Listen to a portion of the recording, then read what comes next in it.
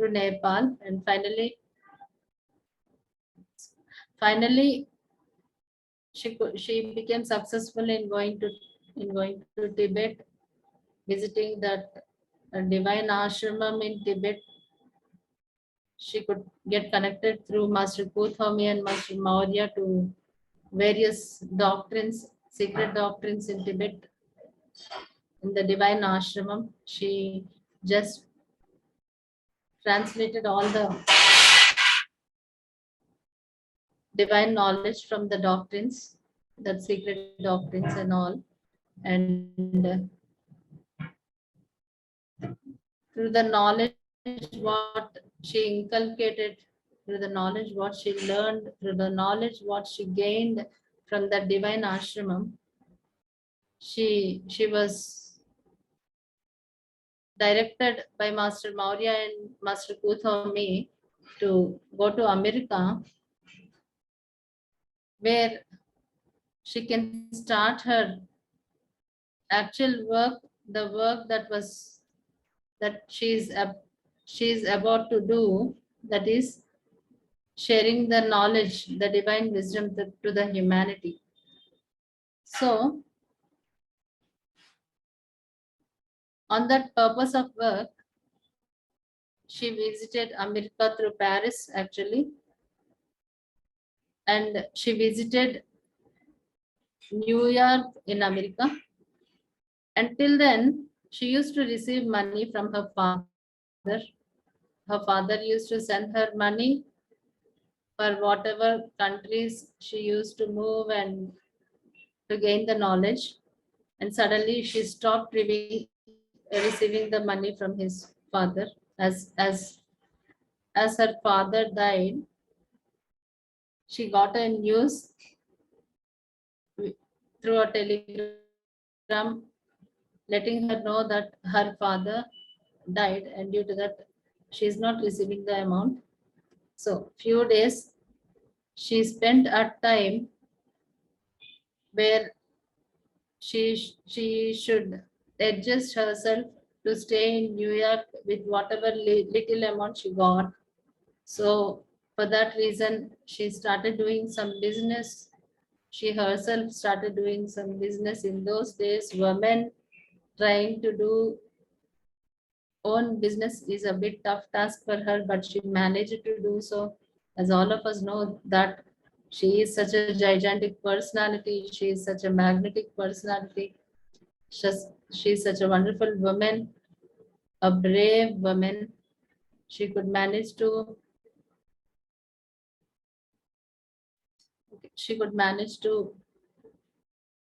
uh, do certain entrepreneurship in New York, and with whatever little amount she got, she balanced it, but that by taking a room in a building where all the working women adjusted themselves in a small rooms. The women who used to suffer with the with whatever small amount they has to share among the families and all, they used to share a small rooms in the New York City in a building. So she shifted her whole things to that room. And as I told you earlier, she is such an excellent magnetic personality. All the people in that building, they used to visit her, and all the people nearby to that building used to visit her unconditionally, just trying to connect with her, just trying to talk with her, and just trying to discuss with her about various aspects. So my dear masters, when things are going on like that, she is actually there in New York to visit a home where some spiritual practices are going on, and that is nothing but it is the name of the place is Eddie Homestead. In Eddie Homestead, she that is the place where some spiritual practices are going on, and that spiritual practices are nothing but there the people used to just do the practices by calling the spirits of the dead spirits of the people who are already dead, and the spirits of the people who are relatives to the people on this earth. Like some people, some women, she used to visit that Eddie homestead, asking them to just call her husband who is dead few days ago, or else some father used to visit that Eddie homestead, asking them to call the spirit of the son who's dead few months ago, or something like that. So all this type of practices used to go there. And Madam Blavatsky, as she knows that the practices like this, calling the spirits, is impossible, as we have learned earlier in our session 2, that the spirit once, when it leaves the body after the death of a human being, never returns back to this earth realm until its next incarnation. It don't return back to the earth realm just by calling, just by following some practices, giving a call to the spirit. So as this is impossible, and as Madam Blavatsky is aware of this great knowledge, she used to just spend the time over there rejecting all this, that these are all the impossible facts, and also telling them that this is not possible. Once if the spirit leaves the earth realm, it can't reach. These are all the emotions what you are projecting and receiving in turn through these practices. She used to tell them that the thing what you're seeing or what you are trying to do are nothing but the emotions of the people asking the spirits of their dear ones who are dead to come back. This is not possible, and this is just the emotions and the thoughts that are being projected, and they were again in return heard by them.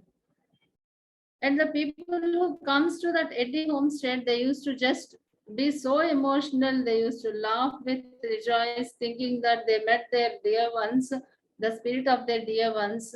Some used to cry emotionally, thinking of they lost their dear ones, and once again they should talk with the spirit of the dear ones. Seeing all this emotional connection and emotional attachments with the spirits, thinking that the spirits are the spirits of their dear ones return back after their death. So, rejecting all this, Madam Blavatsky used to be, really, she just gave a sentence telling that my heart bleeded like anything, seeing all the situations that are happening in Eddie Homestead. She just gave a statement like that. So Madam Blavatsky used to just reject all this, and trying to give the actual knowledge that this is not possible, and the only thing possible is by following the nature and its laws, by following all the natural practices, it is possible to attain the siddhis or powers. But going against the nature and its laws, going against the natural phenomena, it is not possible to get connected with any of the spirits. It is highly impossible. So she used to spend some days in Eddie Homestead, giving the wisdom to the people over there, and also telling the people over Eddie Homestead that this is not possible. You're getting attached to your emotions and all.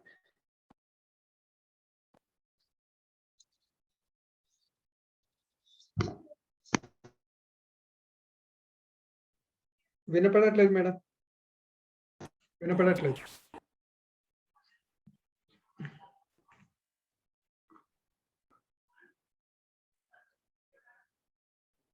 Sir, okay.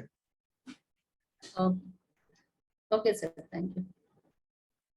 Henry S. Olcott is a person who also visited Eddie Homestead. He in New York City. He is there in the Eddie Homestead to just take a review of all the practices that are going on, and just give it to a newspaper in New York. So his duty over there is just to gather all the information in that, because people were of so much interest in knowing all these facts that are going on, all these various spiritual practices against the nature and its laws which are going on in Eddie Homestead. So his work is to gather all the information from there and give it to the newspaper. So he used to do all this work over there. Both of them, once they introduced themselves at certain point of time, and they were just exchanging their ideas about how unnatural these practices are that are going on here in at that place. And Alcott getting attracted to all those practices and giving that to the newspapers. Discussions went on between Madam Blavatsky and Alcott, and at one point of time, after Madam Blavatsky reveals that she is from so much, she visited so many countries in search of actual wisdom, real essence of the wisdom of all the religions, and giving certain wisdom, sharing certain wisdom to Alcott. Alcott comes in agreement with Madam Blavatsky and started discussing with her. Okay, then let us. Why not? Why don't we share this wisdom to the humanity by starting a society? So there came an idea to both Madam Blavatsky and Alcott to share the wisdom through a society, and they started the society in 1874, and they named it as Theosophical Society, and it is on September 7th.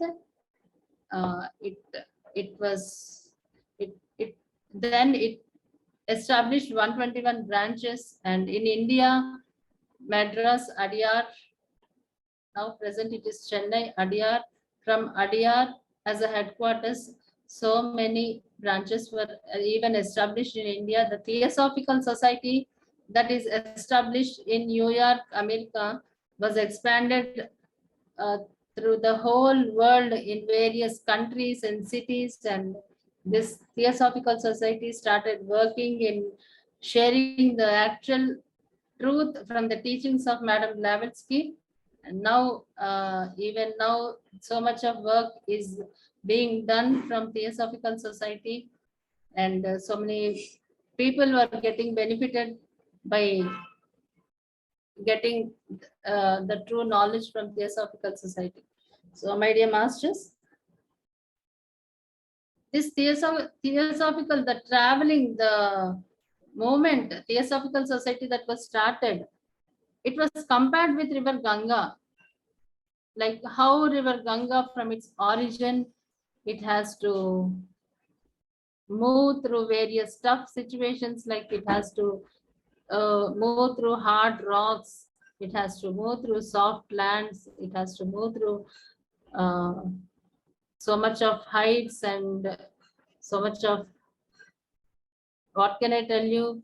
It brought along with it, River Ganga brought along with it so many medicinal values.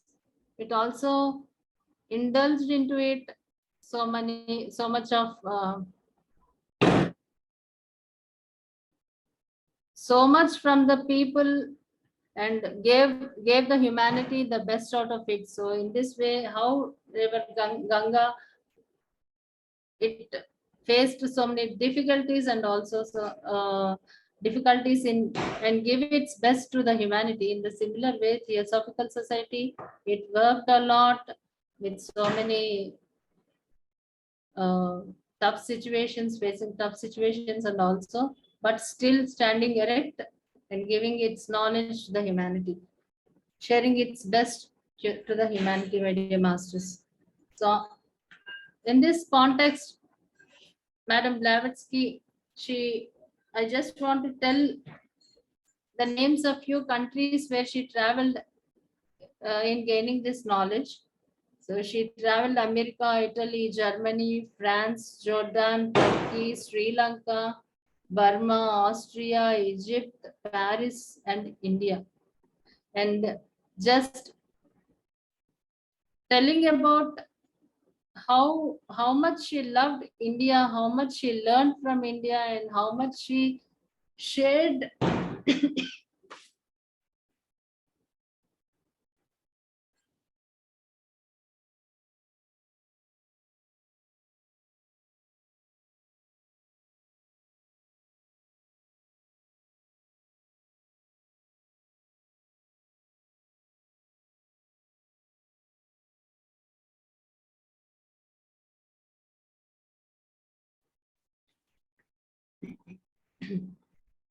how much she shared the actual spiritual wisdom from India to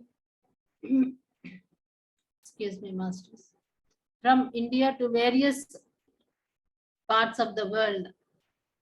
She raised, she shared the importance of spiritual knowledge that is practiced in India to the whole world in such a way that the whole world started learning the wisdom, the spiritual knowledge that is practiced in India, my dear masters.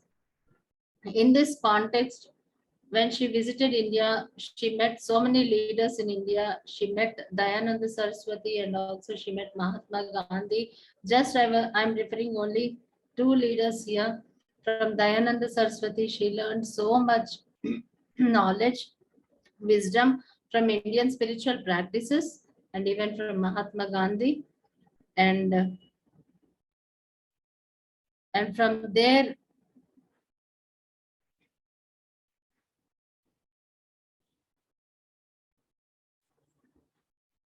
after gaining so much of knowledge from India and starting Theosophical Society, she even started writing books from New York,